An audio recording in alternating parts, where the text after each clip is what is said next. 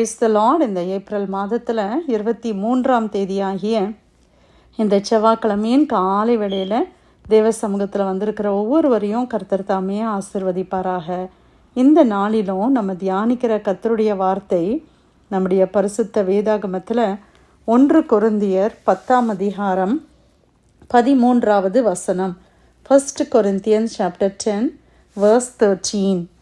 மனுஷருக்கு நேரிடுகிற சோதனையே அல்லாமல் வேறே சோதனை உங்களுக்கு நேரிடவில்லை. தேவன் உண்மையுள்ளவராயிருக்கிறார்.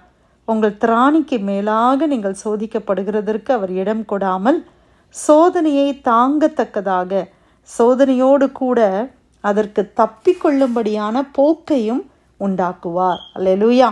கர்த்தருடைய அருமையான வசனத்துக்காய் கர்த்தரை ஸ்தோத்திரிக்கலாமா? இந்த வசனத்தில் ஆண்டவர் சொல்லுகிறாரு, மனுஷருக்கு நேரிடுகிற சோதனையே அல்லாமல் வேறே சோதனை உங்களுக்கு நேரிடவில்லை. எல்லா மனிதர்களுக்கும் சோதனை என்பது நியமிக்கப்பட்டு இருக்கிறது. டெஸ்டிங், டெம்டேஷன்ஸ், இந்த காரியங்கள் நியமிக்கப்பட்டு இருக்கிறது. சில நேரத்தில் நம்ம என்ன நினைக்கிறோன்னா, எனக்கு மட்டும்தான் இவ்வளோ பெரிய சோதனை, என்னைய மட்டும் ஆண்டவர் இப்படி சோதிக்கிறாரு, எனக்கு மட்டும்தான் பிரச்சனை. பிரியமானவர்களை, வீட்டுக்கு வீடு வாசப்படி அப்படின்ற மாதிரி பிரச்சனை எல்லாருக்குமே இருக்குது. உங்களுக்கு இருக்குது, எனக்கு இருக்குது. இந்த ப்ரேயர் லைனில் வந்திருக்கிறவங்களுக்கு எல்லாருக்குமே என்ன இருக்குது? ஏதோ ஒரு பிரச்சனை, ஒரு சோதனை இருக்குது. அதுதான் ஆண்டவர் சொல்றாரு, மனுஷனாக நம்ம பிறந்திருக்கிறோம் அப்படின்னா பலவிதமான சோதனைகள் வழியாக நம்ம கடந்து போவது ஆண்டவர் நியமித்த ஒரு பாதை. ஆமேன், அல்லேலூயா. இயேசுவையே அவ்வளோ கஷ்டப்படுத்துனாங்களே பிரியமான. நம்மெல்லாம் பாவத்தில் பிறந்து பாவிகளாக இருந்து இப்போ தான் ஆண்டவருக்குள்ளே வந்து கொஞ்சம் கொஞ்சம் இம்ப்ரூவ் ஆகிட்டு வர்றோம். ஜீசஸ் எப்படிப்பட்டவராக இருந்தார் யோசிச்சு பாருங்கள். நன்மை செய்கிறவராய் சுற்றி தெரிந்தார். தீமையோ பாவமோ அவர்கிட்ட ஒன்றுமே இல்லை. ஆனால் அவர் நமக்காக பாடுபட்டார், சோதிக்கப்பட்டார். ஆகவே சோதிக்கப்படுகிற நமக்கு உதவி செய்ய வல்லவராக இருக்கிறார் என்று வசனத்தில் நம்ம பார்க்குறோம் இல்லையா? அப்போ ஜீசஸுக்கே அவ்வளோ பாடுகளும் பிரச்சனைகளும் இருக்குதுன்னா நம்மெல்லாம் யார்? மனுஷனாகிய நமக்கு எல்லாருக்கும் என்ன இருக்குது? சோதனை நியமிக்கப்பட்டு இருக்கிறது. அதைத்தான் இந்த இடத்துல மனுஷனுக்கு நேரிடுகிற சோதனையும் அல்லாமல் வேறே சோதனை உங்களுக்கு நேரிடவில்லை. வேற ஒரு சோதனையும் உங்களுக்கு நேரிடலை. நம்ம எல்லாருக்குமே சோதனை இருக்குது. ஆனால் தேவன் உண்மையுள்ளவர். ஆமேன். God is faithful. தேவன் உண்மையுள்ளவராய் இருக்கிறார். அல்லேலூயா. கர்த்தர் உண்மையுள்ளவராய் இருக்கிறார். உங்கள் திராணிக்கு மேலாக நீங்கள் சோதிக்கப்படுகிறதற்கு அவர் இடம் கொடுக்க மாட்டார். என்னுடைய திராணி என்ன? என்னால் எவ்வளோ சோதனையை சகிக்க முடியும், என்னால் எவ்வளோ முடியும், அதை ஆண்டவர் அறிஞ்சிருக்கிறார். உங்களுக்கு எவ்வளோ முடியும், உங்களால் எவ்வளோ சகிக்க முடியும், உங்கள் திராணி என்ன, அதை கர்த்தர் அறிந்திருக்கிறார். அதுக்கு மேலே அவர் சோதிக்க மாட்டார். இதுதான் வாக்குத்தத்தம். என் திராணிக்கு மேலே ஆண்டவர் என்னை சோதிக்க மாட்டாங்க. சில நேரத்தில் நம்ம என்ன நினைக்கிறோம், ஐயோ என் திராணிக்கு மேலே ஆண்டவர் என்னை சோதிக்கிறார். வசனம் ரொம்ப கிளியராக சொல்லுது, உங்கள் திராணிக்கு மேலே உங்களை ஆண்டவர் சோதிக்க மாட்டார். ஆமேன்.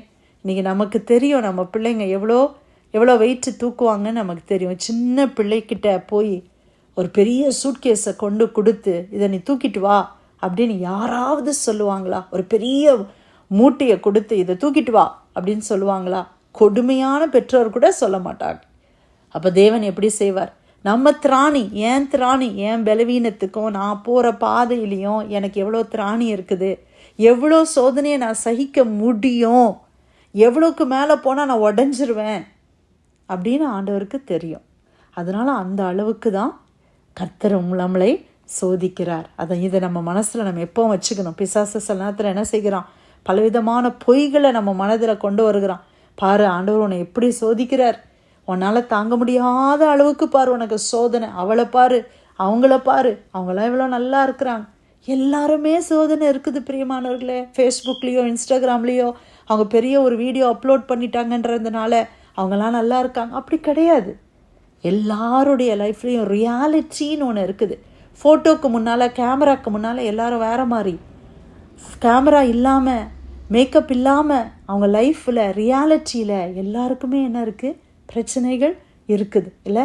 ஆனால் ஒன்று நம்ம ஞாபகம் வச்சுக்கணும், கர்த்தர் உண்மையுள்ளவர். என் திராணிக்கு மேலே ஆண்டவர் என்னை சோதிக்க அனுமதிக்கவே மாட்டாங்க. என் திராணிக்கு மேலே விட மாட்டாங்க. யோபுவை கூட பிசாசு சோதிக்க வரும்போது ஆண்டவர் என்ன சொல்றார்? எல்லாமே நீ செய், ஆனால் உயிரை மட்டும் நீ தொடக்கூடாது. ஆண்டவர் ஒரு லிமிட் வச்சாரா இல்லையா? அப்போ ஆண்டவர் நமக்கு திராணி இருக்கிறது, அந்த திராணிக்கு மேலே நம்மளை சோதிக்க ஆண்டவர் என்ன பண்ணுவார்? இடம் கொடுக்கவே மாட்டார். ஆண்டவர் அலோ பண்ணவே மாட்டேன்னு சொல்கிறார். என் திராணிக்கு மேலே ஒரு பர்டிகுலர் பாயிண்ட்ஸ் கூட நான் சோதிக்கப்படுறதுக்கு ஆண்டவர் என்ன பண்ண மாட்டார்? இடம் கொடுக்க மாட்டார். அது மாத்திரம் இல்லை, சோதனையை தாங்கத்தக்கதாக சோதனையோடு கூட அதற்கு தப்பித்து கொள்ளும்படியான போக்கையும் அவர் உண்டாக்குகிறார். ஆமென். சோதனை தாங்குகிற ஒரு பலனையும் கொடுக்குறாரு. சோதனையை தப்பித்து கொள்ள ரொம்ப முடியல ஆண்டவரே, இந்த பிரச்சனை என்னால் முடியவே இல்லை ஆண்டவரே, எனக்கு உதவி செய்யுங்கப்பா அப்படின்னு சொன்ன எத்தனை நேரத்தில் அந்த பிரச்சனைலேருந்து நம்ம வெளியில் வர ஆண்டவர் உதவி செய்திருக்கிறாரா இல்லையா? எப்படியாவது உதவி செய்திருக்கிறார் அல்லவா? நீங்களே யோசித்து பாருங்களேன். உங்களுடைய வாழ்க்கையில் நம்ம எல்லாம் கடந்து வந்த பாதையெல்லாம் யோசித்து பார்க்கும்போது, ஆண்டவரே என்னால் முடியவே இல்லைப்பா, ரொம்ப கஷ்டமாக இருக்கு ஆண்டவரே, ஏதாவது ஒரு விதத்தில் எனக்கு உதவி செய்யுங்க ஆண்டவரே, யாரையாவது அனுப்பி என்னை விடுவீங்க ஆண்டவரே, இந்த பிரச்சனையை தீர்த்து வைங்க ஆண்டவரே. போராடி ஜெபித்த நாட்களில் ஆண்டவர் உங்களுக்கு விடுதலை கொடுத்தார் அல்லவா? ஆண்டவர் உங்களுக்கு சுகத்தை கொடுத்தார் அல்லவா? யார் மூலமாவோ உதவி கடந்து வந்ததல்லவா? பிரியமானவர்களே, போக்கை ஆண்டவர் உண்டு பண்ணினாரே, நம்மளுக்கு ஒரு எஸ்கேப் ரூட்டை ஆண்டவர் உண்டு பண்ணினாரே. அந்த இடத்துலேருந்து வேறு இடத்துக்கு மாறுறதுக்கு உதவி செஞ்சார். அந்த பர்டிகுலர் நபர்கள் நம்மளை விட்டு கொஞ்சம் தூரம் போகும்படி ஆண்டவர் உதவி செய்தார் அல்லவா? இதெல்லாம் நம்ம நினைக்கிறோமா? ஏதோ கோயின்சிடென்ஸாக நடந்துருச்சு, அவங்களுக்கு ஏதோ டிரான்ஸ்ஃபர் ஆகி அவங்க போயிட்டாங்க அப்படியே நினைக்கிறீங்க? இல்லவே இல்லை. இல்லை நான் இடம் மாறி வந்தது ஏதோ ஒரு தற்செயலாக நடந்த சம்பவமா? இல்லை, அது கர்த்தர் உங்களுக்காக எனக்காக உண்டு பண்ண போக்கு. அவர் நமக்கு போக்கை உண்டு பண்ணுகிற தேவன். அதற்கு தப்பித்து கொள்ளும்படியான போக்கை உண்டு பண்ணுகிறார். இவங்கக்கிட்ட எப்படி வாழ்கிறது, என்ன செய்கிறதுன்னு நினச்ச நேரத்தில் ஆண்டவர் ஏதோ ஒரு வழியை, ஒரு ரூட்ஸ், ஒரு வழியை காண்பித்து அப்படியே நம்மளை நடத்தினார் அல்லவா? தாங்குகிறதற்கு பலன் கொடுத்தார் அல்லவா?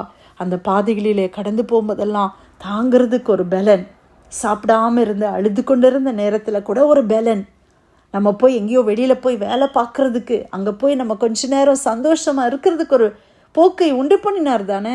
யோசித்து பார்த்துருக்குறீங்க? யோசித்து பார்க்குறோமா? நம்ம என்ன நினைக்கிறோம்? ஐயோ எனக்கு தான் இவ்வளோ பிரச்சனை, எனக்கு பிரச்சனையிலேயே நான் இருக்கிறேன். இல்லவே இல்லை.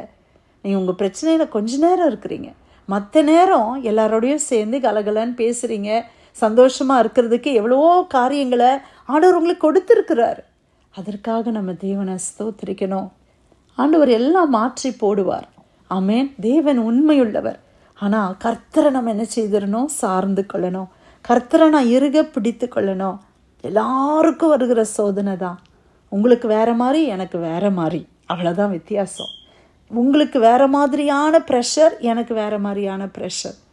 பிள்ளைங்களால் சிலருக்கு பிரச்சனை, சிலருக்கு கணவரால் பிரச்சனை, சிலருக்கு வேலையில் பிரச்சனை, சிலருக்கு பொருளாதாரத்தில் பிரச்சனை, சிலருக்கு சரீரத்தில் பிரச்சனை. எல்லாத்துக்கும் ஒரு இன்டென்சிட்டி தான் டிஃப்ரெண்ட், வித்தியாசமாக இருக்குது. ஆனால் எல்லாரும் ஏதோ ஒன்றில் போகிறோம். நம்ம பெர்ஸ்பெக்டிவ் எப்படி இருக்குது?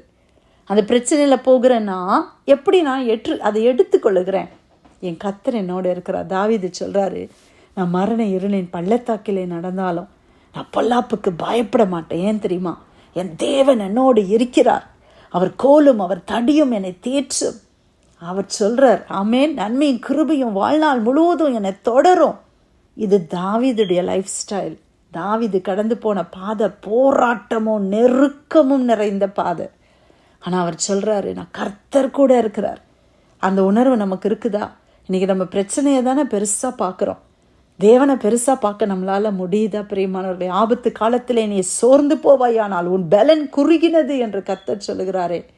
நம்ம எவ்வளோ நேரத்தில் சோர்ந்து போய் விடுகிறோம், எவ்வளோ குறுகின பலன். ஆனால் நம்மளை கொண்டு ஆண்டவர் இயக்குகிறார் பாருங்களேன், நம்மளை வச்சு ஆண்டவர் சமாளிக்கிறார் பாருங்களேன். இல்லை, நம்ம நிறைய நேரம் சின்ன சின்ன காரியத்துக்கு சோர்ந்து போயிடும். ஒரு சின்ன காரியம் நம்ம பிளான் பண்ணபடி நடக்கலன்னா டிசப்பாயின்மெண்ட்ஸ், வாட் என்ன ஒரு ஆட்டிடியூட் ப்ராப்ளம். நம்மளெல்லாம் ஆண்டவர் நடத்தி வருகிறார்னா அவர் எவ்வளவு நல்ல ஒரு மெய்ப்பன். அல்லேலூயா. ஒவ்வொரு ஆடும் ஒவ்வொரு மாதிரி இல்லையா? சில நேரத்தில் நம்ம நினைக்கிற ஒவ்வொரு பிள்ளைங்களும் ஒவ்வொரு மாதிரி இருக்கிறாங்க. ஆனால் நம்மளே ஆண்டவர் இன்னும் எப்படி இருக்கிறோம்? இவ்வளோ ஏஜ் ஆகியுமே நம்ம எப்படி இருக்கிறோம்? இல்லை, ஆண்டவர் நல்லவர். பிரியமானவர்களே, கர்த்தர் நம்மளை நம்ம கூடவே தான் இருக்கிறார். உங்களை சோதனையிலேருந்து தப்பவும் அவர் வல்லமை உள்ளவர். சோதனையை தாங்குகிற பலனையும் அவர் கொடுக்குறாரு. சோதனையிலிருந்து உங்களை விடுவிக்கவும் அவர் போதுமானவராக இருக்கிறார். அந்த கர்த்தரை ஸ்தோத்திரிக்கலாமா? 1 கொரிந்தியர் 10:13. மனுஷருக்கு நேரிடுகிற சோதனையே அல்லாமல் வேறே சோதனை உங்களுக்கு நேரிடவில்லை. தேவன் உண்மையுள்ளவராய் இருக்கிறார். உங்கள் திராணிக்கு மேலாக நீங்கள் சோதிக்கப்படுகிறதற்கு அவர் இடம் கொடாமல் சோதனையை தாங்கத்தக்கதாக சோதனையோடு கூட அதற்கு தப்பிக்கொள்ளும்படியான போக்கையும் அவர் உண்டாக்குவார். கர்த்தர் கொடுத்த வார்த்தைக்கு நன்றி செலுத்தி யாராவது நம்ம ஜெபிக்கலாமா?